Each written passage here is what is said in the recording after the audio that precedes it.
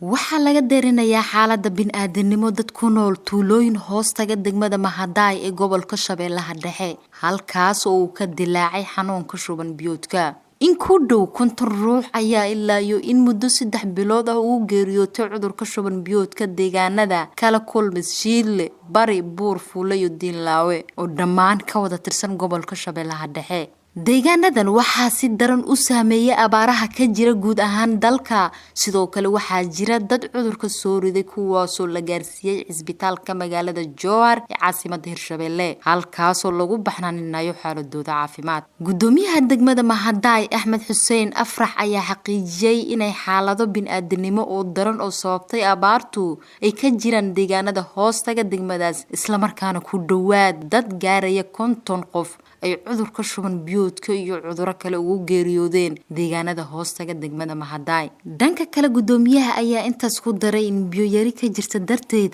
ay dadka isticmaalaan biyo wasakhaysan gaar ahaan dadka ku nool jiinka wabiga taas oo sababtay in cudurka shuban biyoodku si xoog ah ugu faafo iyo cuduro kale deegaanadaasi dadkana la geenayo xarumaha caafimaadka oo deegaanka ka fog si loogu helo daryeel caafimaad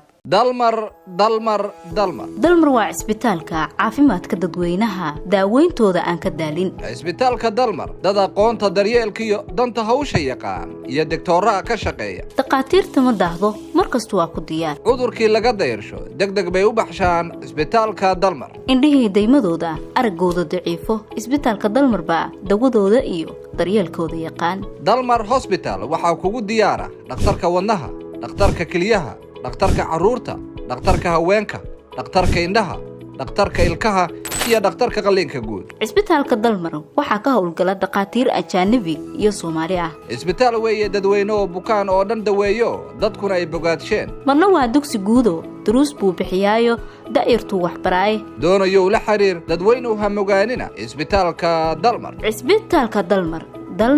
dalmar